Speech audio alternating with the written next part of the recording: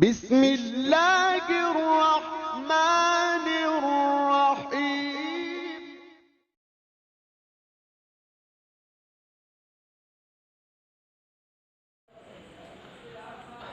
لا حول ولا قوة إلا بالله العلي العظيم۔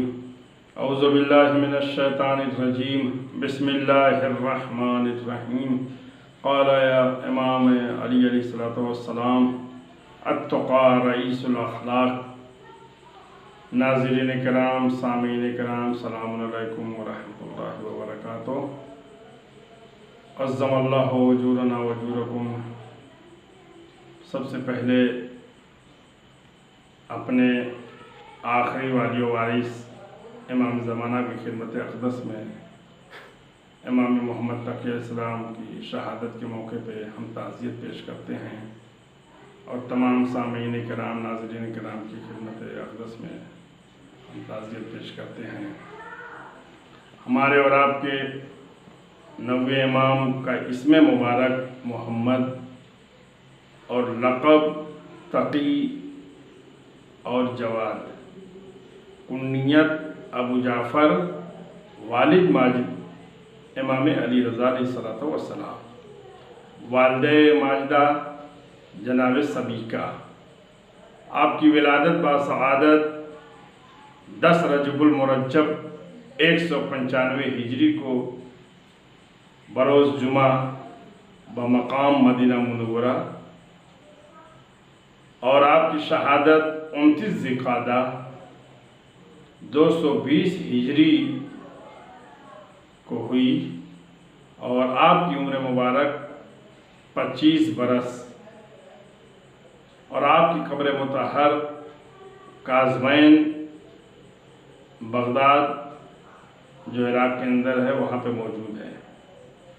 آپ کے جد امجد حضرت موسیٰ کاظم علیہ السلام کی قبر مبارک ہے، جہاں پہ بالکل دروازے پہ لکھا ہوا ہے باب الحوائج، انہیں حاجتوں کا دروازہ کہا جاتا ہے۔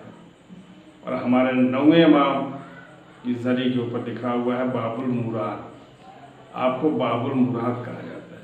جتنے لوگ اپنے مقاصد اور مرادیں لے کر جاتے ہیں ہمارے نویں امام کے ہاں پوری ہوتی ہیں۔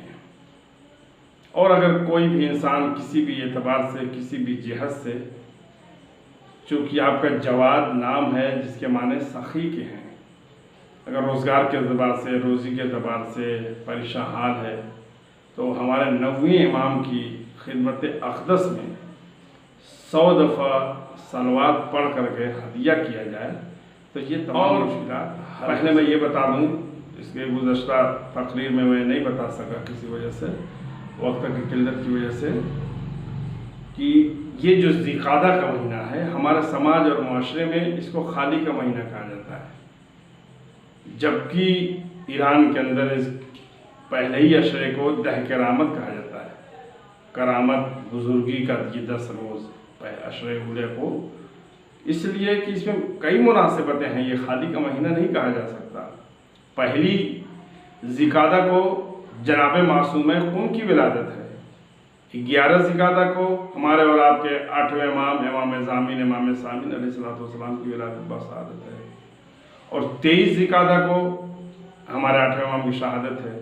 پھر 25 ذوالقعدہ کو زمین بالکل بیچوں بیچ خانہ کعبہ سے، جہاں سے بچھائی گئی جوف کعبہ سے زمین بچھائی گئی ہے، اور 29 ذوالقعدہ کو جو آج ہم یہ مجلس کر رہے ہیں امام کی شہادت کے موقع پہ، ہمارے اور آپ کے نویں امام کی شہادت کی مناسبت سے یہ مجلس برپا ہے۔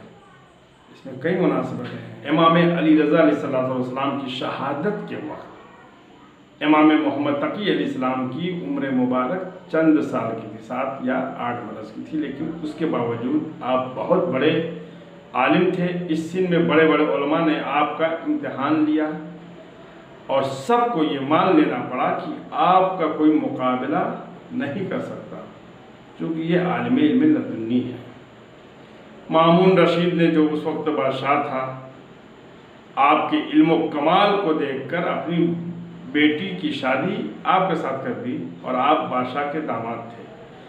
चाहते تو محل کے اندر رہتے اور آرام کی زندگی بسر کرتے، لیکن آپ نے ایک چھوٹا سا مکان کرائے پہ لیا اور اس میں سادگی کی زندگی بسر، دن بھر لوگ آپ کے پاس آتے تھے اور دین و شریعت کی تعلیم حاصل کرتے تھے، ایک ایک دن میں آپ ہزاروں مسائل کا جواب دیا کرتے تھے۔ ایک شخص نے آپ سے عرض کیا مولا آپ بادشاہ کے داماد ہیں، اس لیے بہتر ہوگا کہ آپ اچھے قسم کے عمدہ قسم کے لباس پہنا کریں۔ آپ نے جواب دیا میری عزت و توقیر کپڑوں سے نہیں ہے بلکہ علم سے ہے، اخلاق سے ہے، ادب سے ہے۔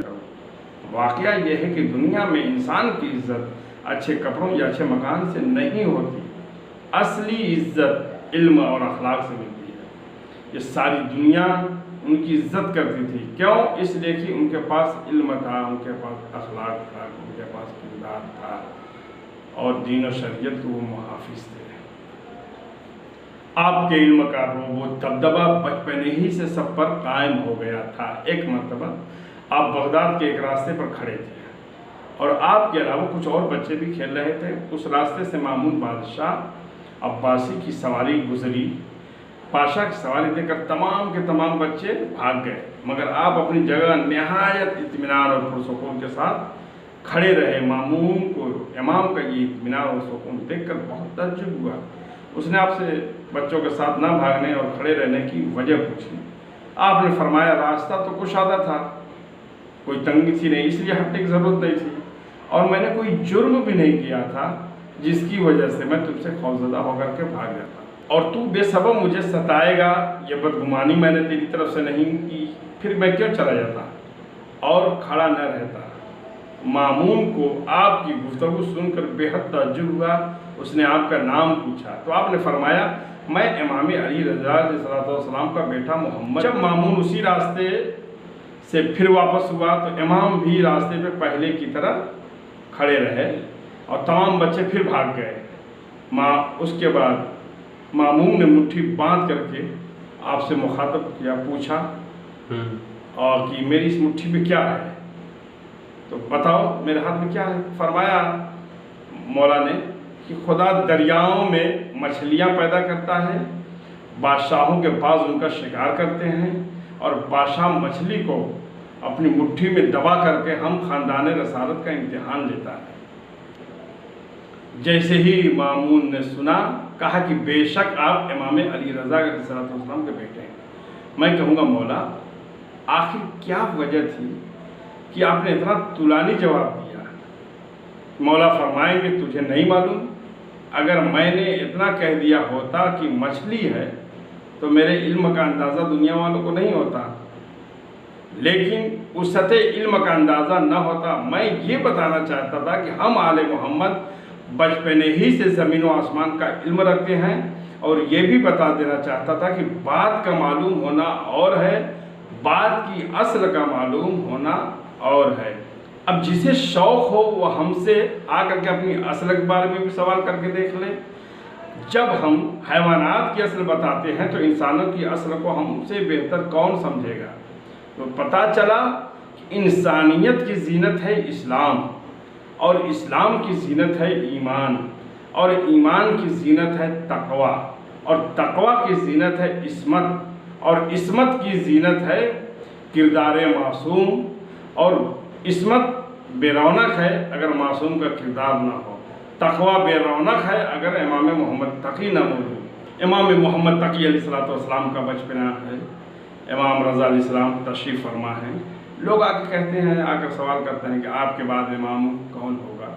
تو آپ نے فرمایا میرا بیٹا محمد تقی ہے۔ لوگوں نے عرض کی وہ تو ابھی بچے ہیں، وہ تو ابھی چھوٹے سے ہیں، ابھی تو بچے ہیں۔ آپ نے فوراً فرمایا نمائندہ پروردگار بچہ اور جوان نہیں ہوتا، اس کا علم بارگاہ اہلیت سے آتا ہے۔ کیا تمہیں نہیں معلوم کہ حضرت عیسیٰ نے گہوارے سے کتاب و نبوت کا اعلان کیا تھا؟ اگر عیسیٰ گہوارے میں صاحب کتاب اور نبی ہو سکتے ہیں تو پھر میرا بیٹا محمد تقی 3 برس میں امام کیوں نہیں ہو سکتا؟ اگر تمہیں شک ہو تو امتحان لے کر کے دیکھ لو، علم کی کون سی منزل ایسی ہے اور کون سے ایسا کمالات ہیں جو ان کو نہیں معلوم۔ یہ امت نہیں ہے کہ بوڑھے بھی جاہل رہ جائیں، بلکہ یہ اطرت اطہار ہیں جہاں بچہ بھی آغوش مادر سے لوح محفوظ کا مطالعہ کرتا ہے۔ امام علیہ السلام کے علم کا رعب و دبدبہ دیکھ کر معتصم نے اپنے وزیر کے ذریعے دعوت کی اور زہر آلود کھانا دیا۔ جیسے ہی حضرت نے 2 لقمے تناول فرمائے، فوراً زہر کا اثر شروع ہو گیا۔ امام علیہ السلام فوراً دسترخوان سے اٹھ گئے اور گھر میں جا کر بستر پہ تشریف لائے، اور بستر پہ بے چینی کا عالم کروٹیں بدل رہے ہیں۔ آخر کار 29 ذی-القعدہ کو 29 ذی-القعدہ 220 ہجری کو دنیا سے رحلت فرمائی، اور معصومین میں عزادارو، معصومین میں 2 ایسے معصوم گزرے ہیں۔ ایک جناب سیدہ جو 18 برس کی عمر میں مرکت کی طرف جا رہی ہیں، سب سے کم عمر، اور ایک ہمارے 90 امام جو صرف 25 برس کی عمر میں مرکت کی طرف جا رہے ہیں۔ اللہ اللہ، کتنی یہ مصیبت ہے! صرف 25 برس کی عمر میں آپ نے شہادت پائی۔ راوی کہتا ہے کہ میں امام علی نقی کی خدمت میں حاضر تھا۔ ایک مرتبہ مولا نے ایک تختی کو اپنے سامنے رکھے تھے، کچھ دیکھنا شروع کیا، اور تھوڑی دیر کے بعد اب بیت الشرف کے اندر گئے۔ گھر کے اندر ایک کوہرام، ایک آہو بکا، گریا۔ میں نے معلوم کہ فرزند رسول خیریت تو ہے؟ فرمایا ہاں، خیریت نہیں ہے، میرا بابا عالم غربت میں شہید کر دیا گیا۔ اس کے بعد مولا معجزے کے ذریعے کاظمین تشریف لاتے ہیں اور اپنے بابا کو غسل و کفن دے کر کے سپرد لحد کرتے ہیں۔ میں کہوں گا مولا، غربت کا عالم، اہل وطن دور ہیں، غربت میں جنازہ اٹھ گیا، بیٹوں کے ہاتھوں امام کا لاشا دفن ہو گیا، مگر ہائے حسین غریب، وطن سے دور مگر اہل وطن قریب، مگر اللہ رے بے کسی۔ 3 دن تک جنازہ کربلا کی جلتی ریتی پہ پڑا رہا، مگر کوئی دفن کرنے والا نہیں تھا۔ کہوں گا اے امام علی نقی علیہ السلام، آپ کے لیے یہ صدمہ بہت سخت ہے کہ باپ کا سایہ سر سے اٹھ گیا، آپ کے بابا کو زہر دغا دیا گیا، لیکن شہادت کے بعد آپ کو گرفتار نہیں کیا گیا، آپ کو اسیر و قیدی نہیں بنایا گیا، مگر ہائے رے امام زین العابدین علیہ السلام، مولا کی شہادت کے بعد ہاتھوں میں ہتھکڑیاں، پاؤں میں بیڑیاں، گلے میں خاردار طوق، اور کوفہ و شام کا سفر، سیدانیوں کے کھلے سر، اور ایک منادی کی ندا، اے تماشائیو تماشا دیکھو، یہ اولاد رسول ہیں، یہ علی کی بیٹیاں ہیں، یہ نبی کی نواسیاں ہیں۔ انا للہ